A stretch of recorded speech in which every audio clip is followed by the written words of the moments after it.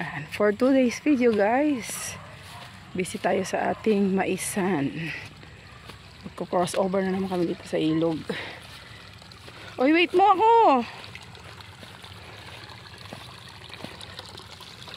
Teka. Okay, naka-cross na ako. Maraming kangkong. Ito yung palay. Ang bilis tumubo ng palay ko.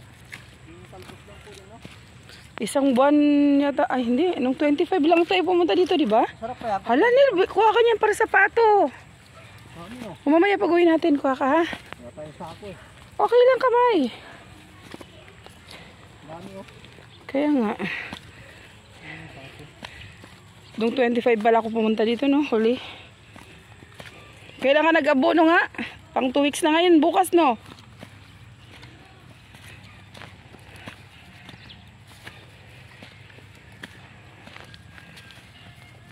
Puro maisan yan. As you can see, yan. Maisan yan, paikot. Yun, yan.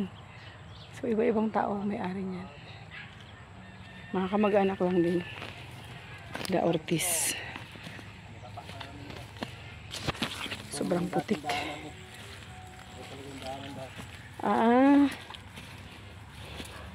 So, sa mga part ng matubig talaga, nilalagyan nila ng palay. Tataba ba yan? Ang swerte naman na may palayan. Kay Manong Charles to? Ito kay La Apasito? Ay, grabe. Kaninong part ito yung may ano na yan na wala talaga. Ayan o, matubig.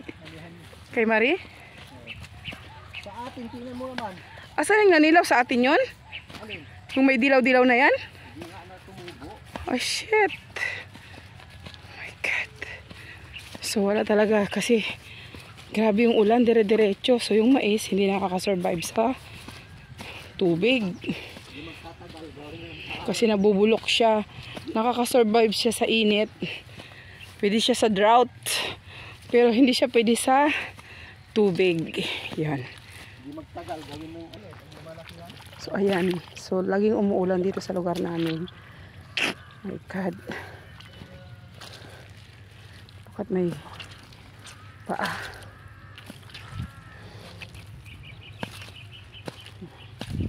Putik talaga, di ba? So here we are. Naulan na si Bulldog. Naku, ayan na naman ang ulan, no?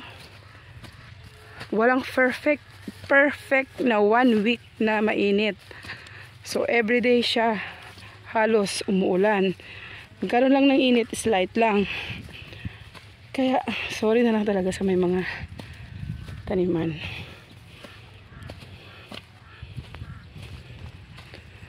Pagod ah.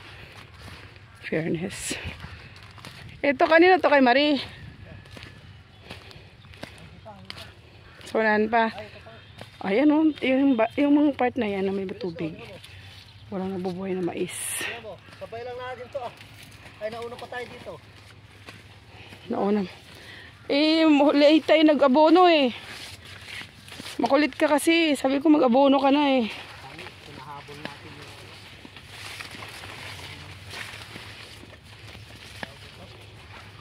So malalaki na sila. Sa kapitbahay ito. Sa amin talaga ayun.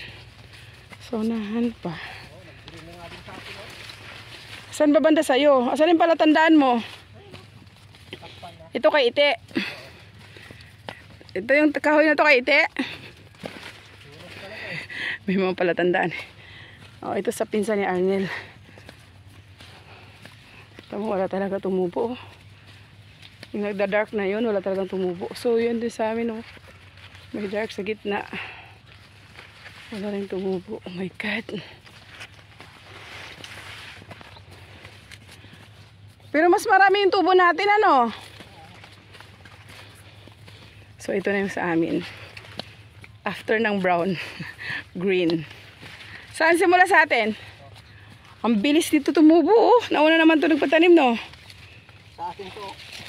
Ito yung gilid. Ang ganda!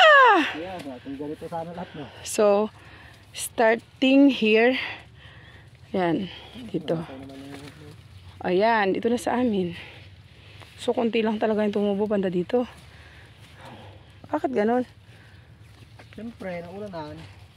Ayan. Ayan ang mais namin. Good luck. Pero yung mga gilid-gilid ni Arnel, ang daming tumubo. Mamaya i-harvest nila yan. Hindi ah.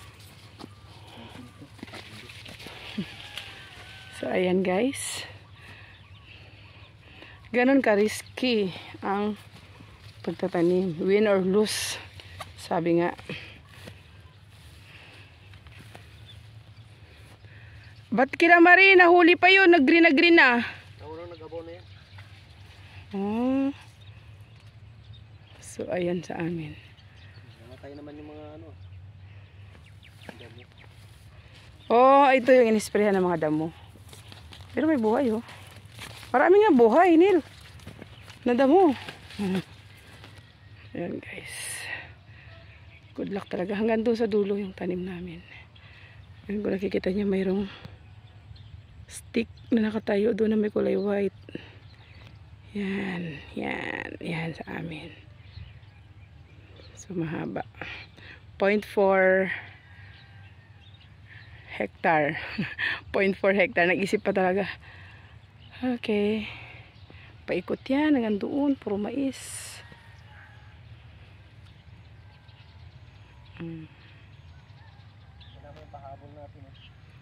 Tumubo naman, di ba?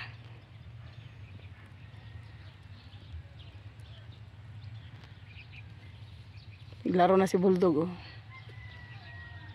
Goodbye, guys. Thank you for watching again.